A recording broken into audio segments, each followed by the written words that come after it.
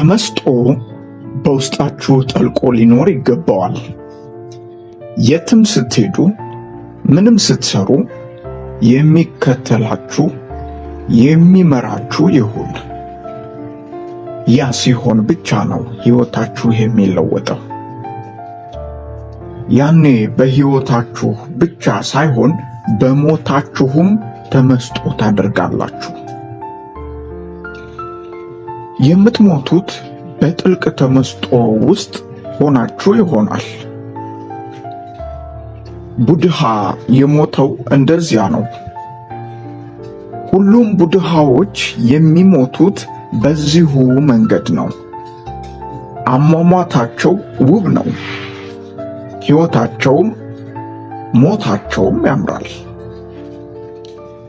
በሕይወታቸውና በሞታቸው መካከል ክፍተት የለም። ሞታቸው የሕይወታቸው ከፍታ የሙሉእነት መገለጫ ነው። ቡድሃ ሲሞት 82 ዓመቱ ነበር።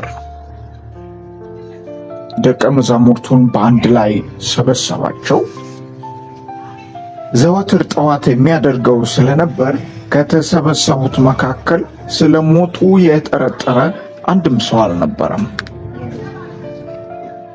ከዚያም ቡድሃ የሚከተለውን ተናገረ።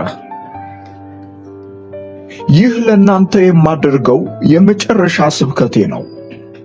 ልነግራችሁ የሚገባኝን ነገር ሁሉ ነግሬያችኋለሁ።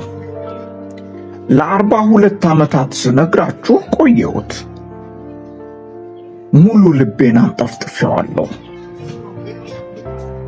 አሁን ጥያቄ ያለው ሰው ካለ ጥያቄውን ሊያነሳው ይችላል።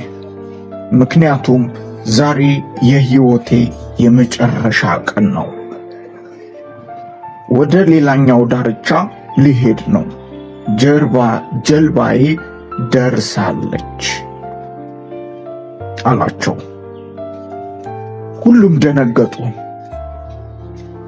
የመጡት የዕለቱን ትምህርት ለማዳመጥ ነበር።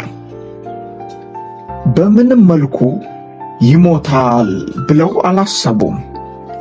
ያውም ሳይሸበር ሳይንፈራገጥ በቀላሉ ጀልባዬ ደርሳለች፣ መሄድ አለብኝ። የምታነሱት ቀሪ ጥያቄ ካላችሁ ዛሬ ጠይቁኝ። ምክንያቱም ዛሬ ካልጠየቃችሁኝ ከእንግዲህ በድጋሚ አታገኙኝም። ጥያቄያችሁ ከእናንተ ጋር ይቀራል። ስለዚህ እባካችሁ ክፍት ሁኑ፣ ደግሞም አትፍሩ አሏቸው ለደቀ መዛሙርቶቹ። ደቀ መዛሙርቶቹ ማልቀስ ጀመሩ። ቡድሃ ግን አረፉ። የለቅሶና የሐዘን ጊዜ አይደለም። የምትጠይቁት ነገር ካለ ጠይቁኝ፣ ያለበለዚያ እንዲሄድ ፍቀዱልኝ። ጊዜው ደርሷል። ከዚህ በላይ ልዘገይ አልችልም አላቸው። እነሱም የምንጠይቀው ምንም ነገር የለም፣ መቼም መጠየቅ ከምንችለው በላይ ሰጥተኸናል። የጠየቅናቸውንም ሆነ ልንጠይቅ የምንችላቸውን ጥያቄዎች ሁሉ መልሰህልናል። ለበርካታ መቶ ዓመታት ሊነሱ የሚችሉ ጥያቄዎች ሁሉ ምላሽ አግኝተዋል። ከዚያም ቡድሃ እንግዲያውስ አሁን ልለያችሁ እችላለሁ፣ ደህና ሁኑ ብሏቸው ዓይኖቹን ጨፍኖ በአበባ ቅርጽ ተቀምጦ ወደ ሌላኛው ዳርቻ መንቀሳቀስ ጀመረ። መጀመሪያ ከሰውነቱ፣ ቀጥሎ ከአእምሮ፣ ከዚያም ከልቡ፣ በመጨረሻም ከነፍሱ ተነጠለ። ወደ ዩኒቨርስ የተቀላቀለው በሰላም በጸጥታና በሐሴት ነበር። ጠዋት ስለነበር ወፎች እየዘመሩ ፀሐይም ገና ብቅ እያለች ነበር። በ10 ሺዎች የሚቆጠሩ ሳንያሲኖች ቡድሃ በአስደናቂ ግርማ ሞገስ ሲሞት ተመለከቱ።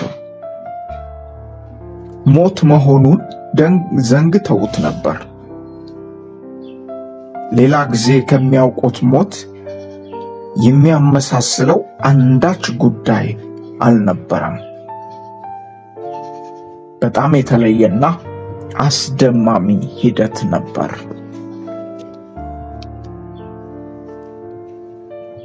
በዕለቱ በርከት ያለ የተመስጦ ኃይል ከመለቀቁ የተነሳ በርካቶች ተለውጠዋል። ጫፍ ላይ የነበሩ ሰዎች ወደማይታየው ተገፍተዋል። በቡድሃ ውብ አሟሟት በሺዎች የሚቆጠሩ ወደ አብርሆት አምርተዋል። ይህንን ሞት ብለን አንጠራውም። ወደ ሙሉእነት መሟሟት ብለን ነው የምንጠራው። ልክ ግግር በረዶ ወደ ውቅያኖስ ውስጥ እንደሚሟሟው በተመስጦ ኖረ፣ በተመስጦ ሞተ እንለዋለን። በዜን መራመድ፣ በዜን መቀመጥ የሚለውን ርዕስ የመረጥኩት በዮካ ምክንያት ነው። በዚህ ቀላል ቃል ውስጥ የነቁ ሰዎች ልምድ ተጠራቅሞበታል።